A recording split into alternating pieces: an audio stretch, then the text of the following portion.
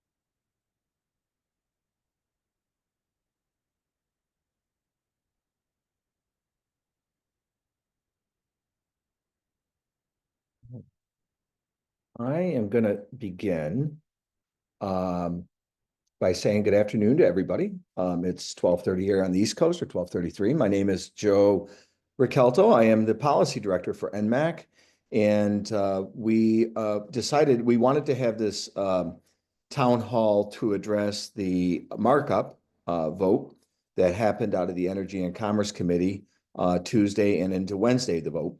And we invited Rachel Klein to join us. For those that don't know Rachel, which it's hard to believe nobody knows Rachel, but Rachel is, aside from a good friend, she is the Deputy Executive Director of the AIDS Institute.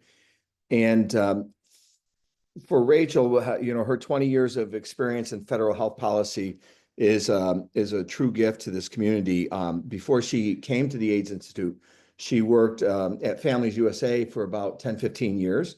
Leading the efforts there to increase and strengthen Medicaid and the CHIP program, which is the Children's Health Insurance Program, for those that don't know.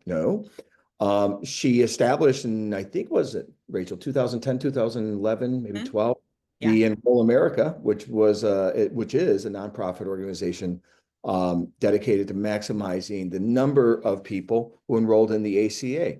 I think you became their first executive director. So Rachel, it's quite an honor to have you here, and I know you're very busy with doing these kind of town halls, webinars, et cetera, because your expertise is so needed and very much in demand after what happened on Wednesday with the Energy and Commerce Committee's markup of the Medicaid overhaul, if we could call it that, along party lines. So I'm going to just ask you, Rachel, for folks that may not be policy wonks, if you could break down kind of what happened, and then we could talk about kind of moving forward and maybe getting a little more specifics, okay? Yeah, that sounds great. Hi, everyone, and thanks for having me here today. So it's been a heck of a week, a little bit of a whirlwind. For months and months, we've been talking about this reconciliation process and saying that there were going to be huge Medicaid cuts because there's just no way that the Energy and Commerce Committee could get to $880 billion of cuts without cutting Medicaid. And despite the denials that we have heard all along, indeed, when that bill was released on Sunday night, it includes $715 billion of cuts to Medicaid. That's a huge number. It would be the largest proposal to cut Medicaid in history by many, many times. So the proposal itself is very detailed.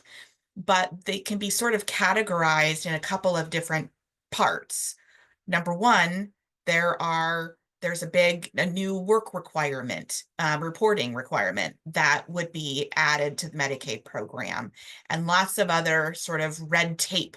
That's a red tape hurdle when it comes down to it, because it's about people having to report their work on a regular basis. Usually it's monthly.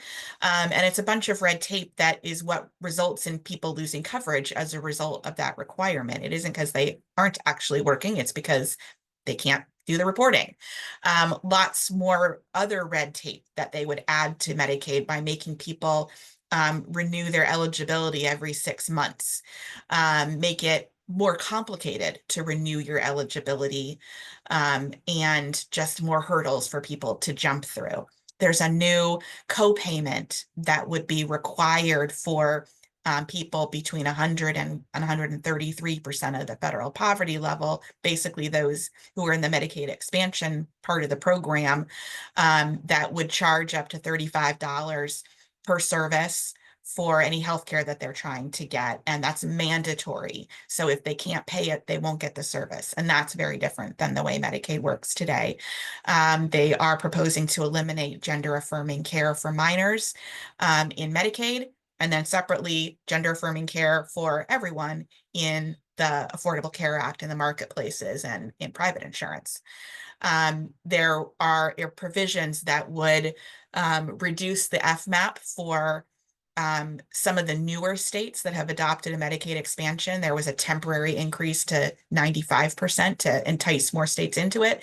They're rolling that back to 90%.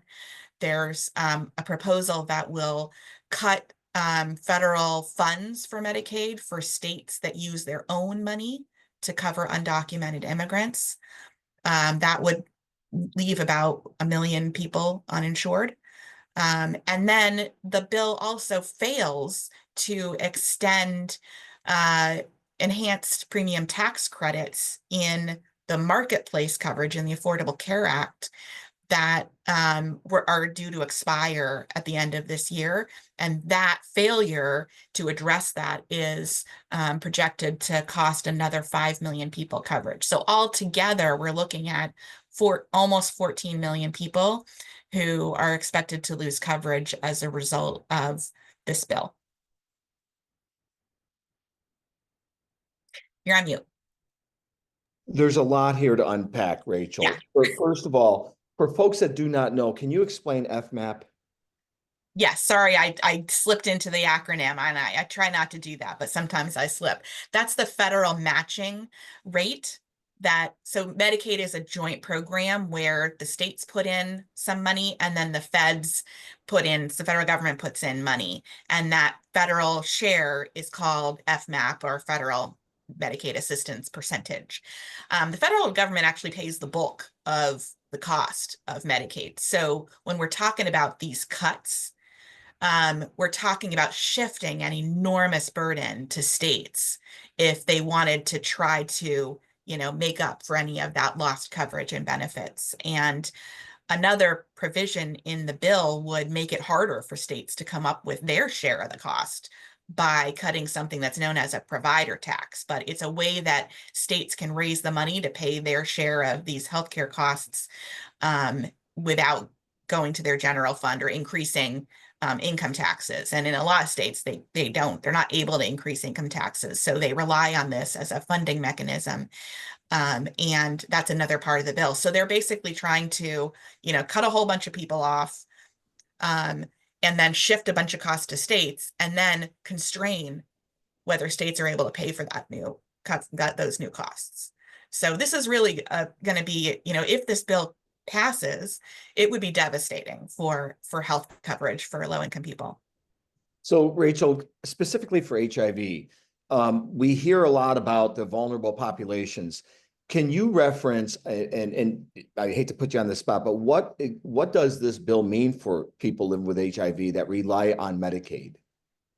Yeah, no, you're not putting me on the spot. I think that's the reason that we're all here and why we all are concerned about this, right? 40% of people with HIV are enrolled in Medicaid. And the next largest percentage are people who are enrolled in private coverage. And there's about a third of people living with HIV who have private health insurance. So we're talking about, the largest source of federal funding for HIV treatment is Medicaid. It's the only source of federal funding for HIV prevention. So and I guess the other thing to mention is that a lot of people with HIV became eligible for Medicaid because of Medicaid expansion. So all these provisions, the work requirements, the new cost sharing, some of the other provisions would have a disproportionate impact on people with HIV. So we all need to be really concerned about this. And along those lines, Rachel, community health centers, federally qualified community health centers, the impact there will be Huge. Community health centers, federally qualified community health centers rely on Medicaid funding to keep their doors open. Hospitals rely on Medicaid funding to keep their doors open. So you're going to see tremendous closures of rural hospitals, particularly, but not just rural hospitals. This is going to put a huge pressure on hospitals to provide uncompensated care when people who don't have another source of healthcare end up in the emergency room because conditions have gotten worse. And I should mention, too, that one of the provisions of this bill would defund Planned Parenthood, make Planned Parenthood no longer able to get Medicaid funding for the care that they provide. And that would be a huge hit for our community, for women across the country who rely on Planned Parenthood for basic health care. So, I think it's hard to overstate here what the problems that we'd be looking at. Rachel, what I heard when I was watching the ENC markup and the debate was the constant theme that this is Medicaid is just plagued with fraud and efficiency. And I'm wondering from your perspective how accurate that narrative is.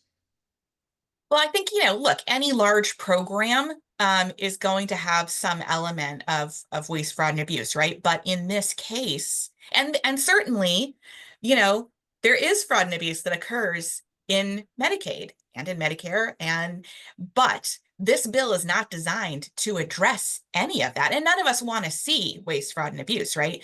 This bill is not designed to address those issues. If it was, you would see an investment in the Solicitor General's office to go after waste, fraud, and abuse in the system.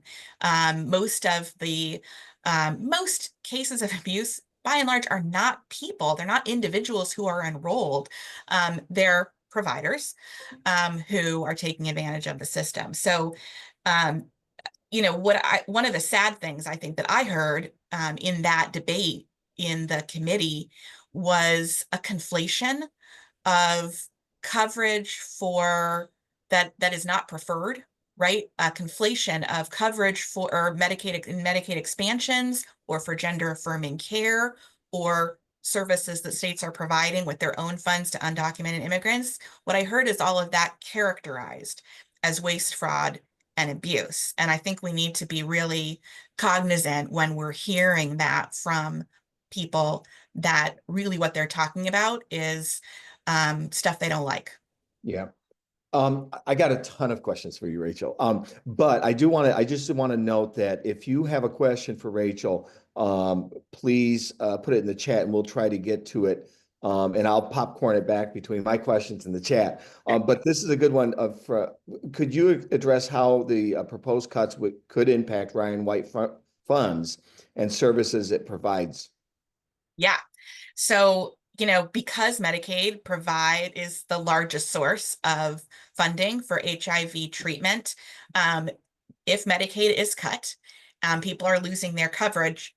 They're going to be uninsured and they're going to be looking for care in the Ryan White system. So it's going to be adding a lot of pressure to these programs at the same time that we are not seeing an increase in the annual appropriations for Ryan White. So Ryan White programs are going to be asked to do a lot more without any additional funding. We could be looking at, the return of wait lists in state ADAP programs, which was really common before Medicaid was expanded under the Affordable Care Act. And it's become less common over the past decade or so, but that's the sort of thing that, that we're going to be looking at again. Mhm. Rachel, along those lines, you've mentioned this a couple times, or referenced anyways, expansion. What would this legislation mean for Medicaid expansion states versus non-expansion states, and like how would that disparity grow? Some of the provisions that are in the bill are specific to people who are enrolled in the Medicaid expansion, right? So, in states that have an expanded Medicaid, there really aren't a lot of people between 100 and 133% of the poverty level who would be, or any, who would be subject to these new rules, right? So that cost sharing rule wouldn't apply there. And some of the other provisions that are specific to Medicaid expansions, are going to affect those states. But the provider tax provision, 49 states use provider taxes, and it's such an esoteric and like wonky technical thing that most people don't know about, but it's a really important source of state funding for Medicaid, and 49 states use it. So we are looking at cuts across the board in every state Medicaid agency. So when that happens, you're gonna see states forced to make cuts. And it's going to be stuff that they're not required to provide. There's lots of optional services that Medicaid provides. You might see cuts to provider payments, which would, reduce access to care. And any optional care that they're providing is what they're going to have to look to. So, so there's something to worry about everywhere. I got like three issues that I'm thinking about too, Rachel. Mental health, substance use treatment services. How would the Medicaid cuts that just got marked up impact mental health and substance use treatments? Yeah, I mean, Medicaid is the largest source of funding for mental health and substance use treatments as well. And so, that you could be looking at drastic cuts to any of those services that are not required to be provided. So, that is going to make it a lot harder for people to find behavioral health care, to find substance use care. In the states that do have expansions, this work requirement would apply to people who are in the expansion population. That includes lots of folks who rely on substance use services, mental health services, and you might hear that there's an exemption. There's for people who have substance use disorder from the work requirement. But we need to remember that with any exemption, that doesn't actually protect people because they still have to prove. So in order that they're part of an exempted group, and they'll have to do that regularly. So you'll have to come up with documentation that you have a substance use disorder and go through the red tape hurdles in order to demonstrate that, in order to be exempt from the work requirement. And lots of people aren't going to be able to do that. And so we're going to see people in all of the exempted groups get cut off as well. Mhm. Yeah, I just reading through some. Thanks for that, Rachel. I'm just reading through some of the comments and communicate.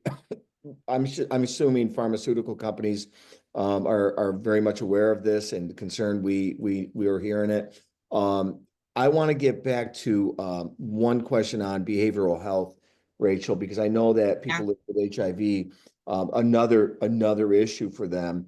Are you aware of any other alternative funding streams that could protect behavioral health services if Medicaid is slashed? I think that's going to be really hard. I mean, the amount of funding that we are talking about here is really hard to replace. And it will be up to states to come up with resources to provide care. The reason that Medicaid is such a large source of care and funding for these services is because there's really no other place for people to go. And we're not looking at increases on the appropriation side of the federal budget either, right? We know that there's going to be cuts coming when we get to those annual appropriations process, in addition to what we're seeing proposed for Medicaid here. So I think we're going to be in a place where there's going to be a lot more unmet need than there already is with regard to those services. And Rachel, I'd be remiss if I didn't talk about the intersectionality of Medicaid with other programs. And I'm Yeah. wondering if you could talk a little bit about the relationship between Medicaid, safety net programs like SNAP or housing assistance, HOPWA, or even SSI. Yeah. I mean, I think we need to remember that the whole goal with this bill, now the Medicaid portions scratch an ideological itch, right? Like there's been a desire to go after Medicaid and to shrink Medicaid for a long time and multiple efforts over the years. But with this particular bill, the real purpose of the cuts that are being proposed, both to healthcare, to SNAP, and to many other social needs programs, are designed to reduce federal spending for social services programs in order to provide more funding for tax cuts for people and corporations that are rich. And that, I think, is something that we really have to keep in mind, that that's what they're trying to build here. And that's where all this funding is going. And you might hear, as I did in the hearing the last couple of days, about how the Republicans are trying to make sure that Medicaid is sustainable and won't be insolvent, and that funds for, for undocumented immigrants or for gender affirming care or for the expansion population are somehow taking services away from other people. And that's just not true. That's not how Medicaid works. It's not a program that is at risk of insolvency. And the only budget pressures are because our leadership has a different set of priorities and wants to put money towards tax cuts for the rich and for corporations instead of spending it on healthcare that people need, and on food security and housing security, et cetera. So, I just think that's something we really need to remember in all of our advocacy on this. Thanks for that, Rachel. And as we run out of time, I want to just get in one more question about healthcare, the healthcare workforce as it pertains to Medicaid, and then kind of flip a little bit, because this is not law yet. And, it has to go through another vote on the House floor. And then, of course, in the Senate before we, it becomes reality. But this is certainly a catastrophic cut for us. I just want to ask if you could touch on, how these cuts how the cuts that got marked up would affect like the healthcare workforce, especially like so many people depend on home health aides and case managers and support staff that I think are all funded through Medicaid.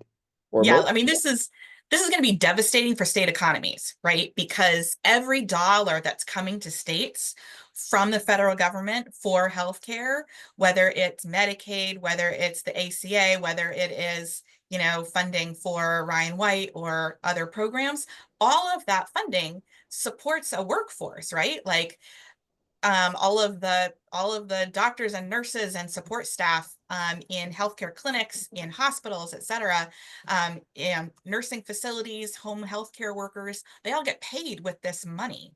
So when these dollars get cut, it's a loss of wages, it's a loss of jobs, and all of the economic activity that is generated when those folks no longer have an income. So states are going to see their tax base drop. They're going to see higher unemployment rates. In a lot of communities, the local hospital is the largest employer in the community. And when we see closures of rural hospitals, it is an economic devastation for those communities, as well as a loss of access to care. And so, I think that's another really key point as we go into all of our advocacy, as you were pointing out. That's something that all of these policymakers need to be hearing about, is the economic devastation as well as the health-related devastation.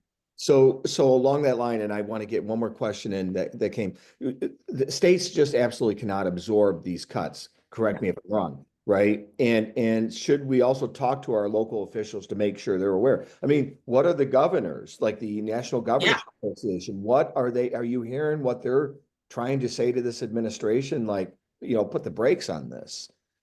Yeah, I mean, I think that is what you've heard from NGA is slow down, guys. This is a lot, and we shouldn't be doing it this fast, right?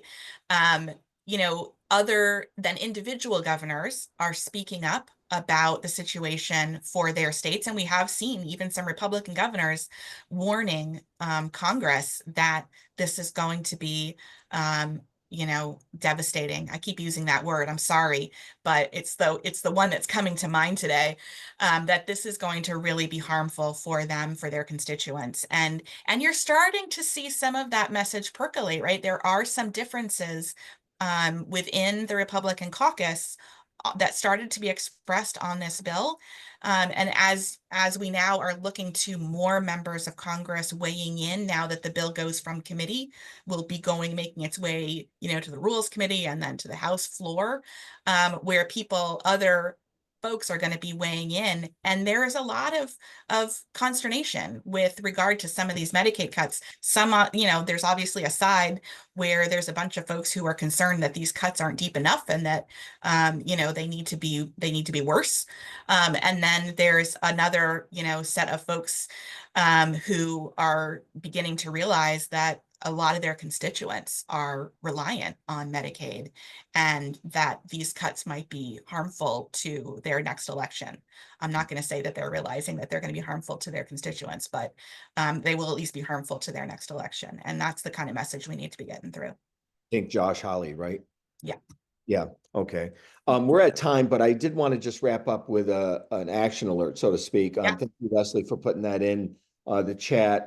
Age United has a great action alert that we encourage people to sign up. I will say that I believe our voices are being heard. You're seeing a lot of rumblings in the Republican caucus that this is going to be catastrophic if they vote for it. A lot of them are on the side that they're not going to touch Medicaid. In fact, Trump himself has said we're not going to allow it to be dismantled. We'll see what happens there, but the pressure has to be elevated tenfold now that it, like you said, makes its way to Rules Committee. But for folks that don't know, the full House of Representatives have to vote on this. And we don't know the timing yet, but I do suspect that they want to move it quickly. I was here before Memorial Day, so that doesn't give us a lot of time to kind of massage this. But there is an urgency to contact your members of Congress, especially if you're being represented by a Republican, to get them on the side. Tell your stories, especially if it's going to have a greater impact. Rachel, we're going to stop here. It's at time, but I do want to thank you for being such a champion on this issue and for people living with HIV. You really are a treasure to have in our corner. So thank you. And thank you, everybody. And stay tuned. If you want more information, you can email, what is it? action@nmac.org. So we thank you, everybody, and have a great, pleasant day.